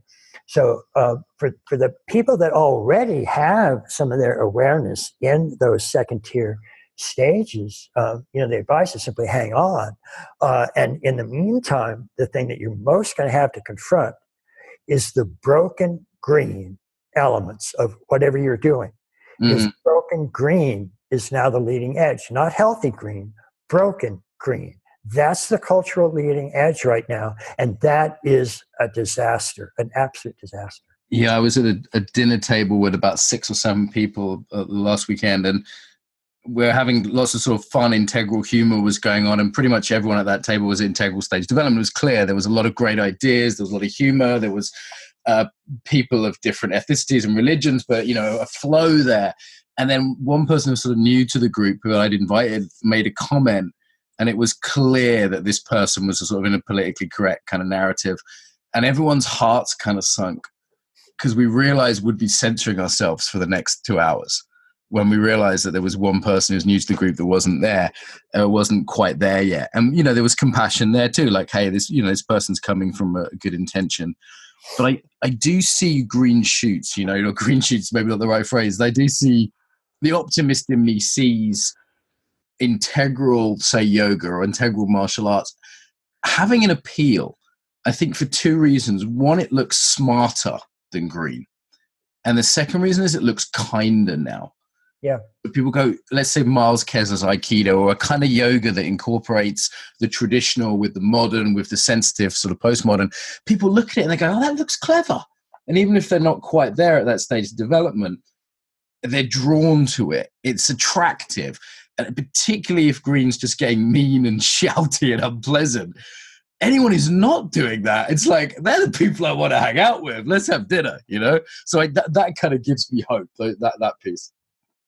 Yeah, and what just continues to happen, and I call it the pig and the python, is that if you look at evolutionary sequences in general, then what you see, well, for example, from the Big Bang, we have elementary particles, protons, neutrons, electrons, and they're each a whole, but they come together to create a whole atom. And then those whole atoms are parts of whole molecules. And then whole molecules become parts of whole cells. So you get this continuous sort of transcend and include, differentiate and integrate, differentiate and integrate. So you get these more complex, more unified, more whole holons that come into being.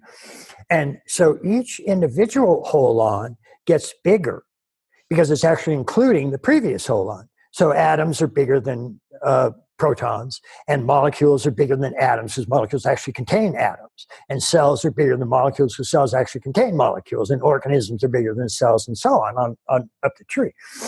But then when you bring those together into groups, because there's always more atoms than there are molecules, right? And that's just that there will never be more molecules than there are atoms, ever, because molecules contain several atoms themselves.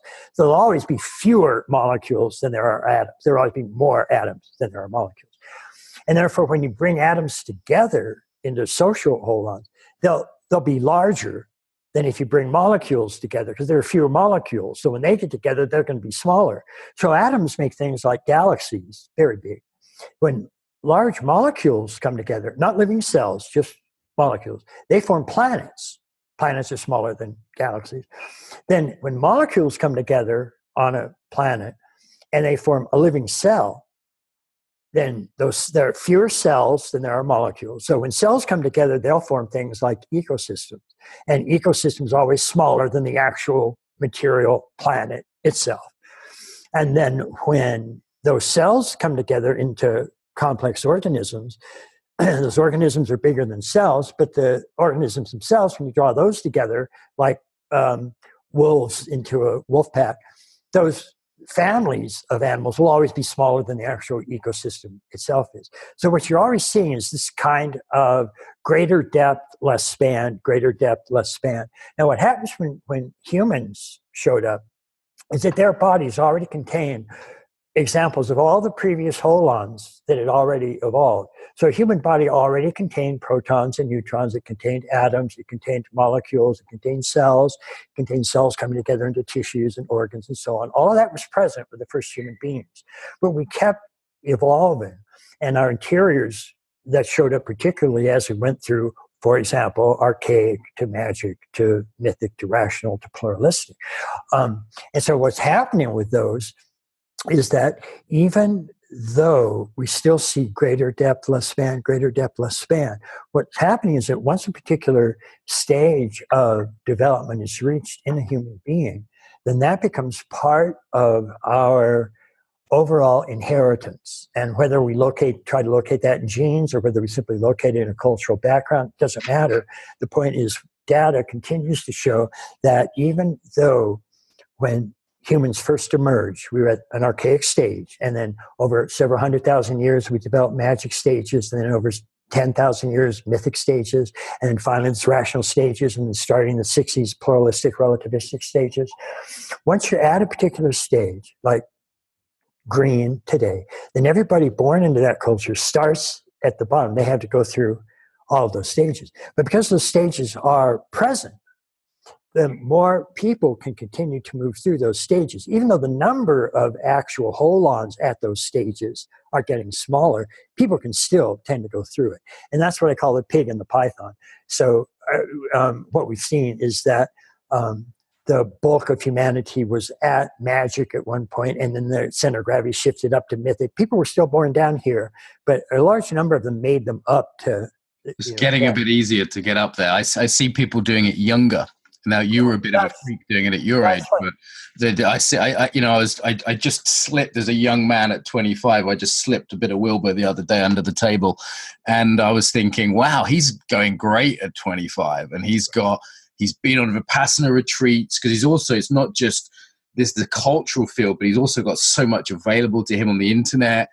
And, he's just downloading your thought now as we speak. He sent me a text saying, wow, Mark. And it's like, that's great. Like, he's going to be up there at a level before I am, very likely, because it's getting easier now for the kids that are ready for it. Well, that's what's happened, is that the center of gravity just continues to shift up. And that's fine. It fits within all the evolutionary, frameworks and all of that. But what we are starting to see is we've had this acceleration of evolutionary unfolding with these recent stages. And actually, if you actually plot out fairly sophisticated analysis of developmental stages of human development, you see an almost spiraling type of increasing speed. So in other words, it took about 1 million years to get to archaic, took about 200,000 years to get to magic, took down into about 10,000 years with mythic, and then down into just a few hundred years ago with rational, and then just 50 years ago with pluralistic. So these stages were coming faster and faster and faster, and so logarithmically in a sense. It doesn't mean necessarily that will continue happening. It might be, for example, that as we jump a tier, as we move to sort of second tier, that then things start slow there and get faster and faster in second tier. And when that gets really right at a very, very fast speed, then we jump to third tier. We don't know, because we haven't seen these stages develop, but those are possibilities. The point right now is we've had green as this cultural leading edge, again, since essentially the 1960s. And so we really are getting on with that being, in terms of this increasing acceleration scale, that's becoming a little bit long right now.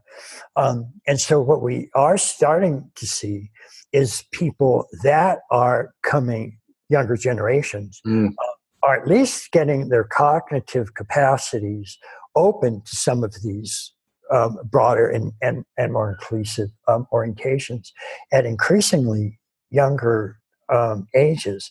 And then when you couple that, because a person is simply going to do what a person does at a particular stage of development, you're simply going to be following the grammar of that stage, and that's how you're going to look at things. And that's really not much of a choice. That's just the tools you have are the tools you have, and you'll use them, whatever the shape of those tools are, that's what you'll end up using. And so we're starting to see at least that kind of cognitive openness is starting to happen. And particularly when the leading edge is what you're facing as you're attempting your own growth and development. And that leading edge is indeed becoming nastier and meaner. We actually call it the mean green mean, because it really has, particularly in its regressive left form, become just mean. It's just nasty. And that's so unlike, that's not what we looked at the left for. Yeah. like so many people. This was weird. It was weird going, why am I disliking people on my team? It's totally weird when I first started to track this. And it's not sexy either, Ken, let's face it. So it's got no future. Listen, we need to wrap up. This has been the longest podcast I've ever done, but the time has flown by. In terms of sort of where's a good starting place of your work, if someone's out there, they're going, oh, this is pretty interesting, I want to sit down with a book of Ken's or a website, where would you point them to as a starting place?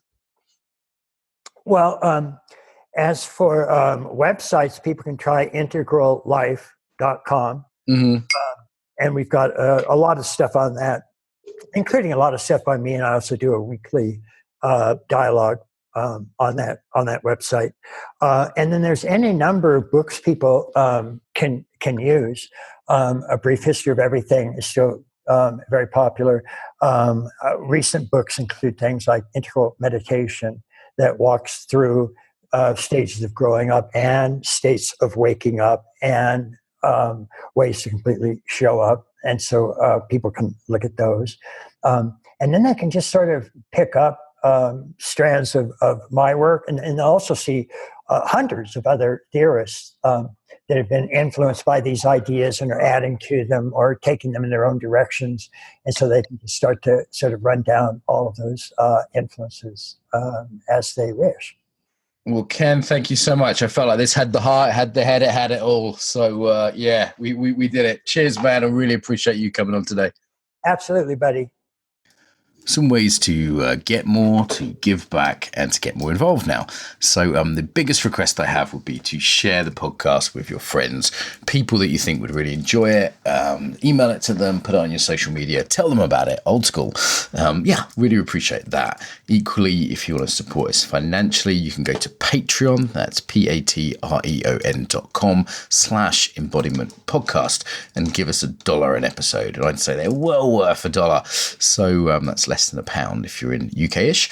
So yeah, please go there. On the embodiedfacilitator.com website is where this is hosted. If you're, most people I think listen to for iTunes. iTunes, we'd certainly appreciate a review. The way iTunes works means that a review means more people will find it. iTunes regards it as more important for searches. So even a couple of sentences review really does help as a little thank you to us. And if you want to go to embodiedfacilitator.com, you can see the actual, links to the sites. There's comments on there. The Facebook group tends to be where people discuss things. So if you go to put in the Embodiment Podcast into Facebook, there's a page which is relatively quiet and a group which does have some discussion on. So I will reply to things personally there. So also on embodiedfacilitator.com website, there's all sorts of freebies there. There's videos, there's free ebooks, there's ebooks you can buy. And of course, there's our newsletter list. If you want to stay in touch and learn about things like the Embodied Facilitator Course and our next Embodied Yoga Principles teacher training, then go to that website and you'll see a little pop-up and you can get the newsletter through there. Okay, so I think they're the main ones. Tell your friends, pay us some money on Patreon, give us a review on iTunes, send us your email if you want to be on the newsletter list, and get involved on the Facebook there.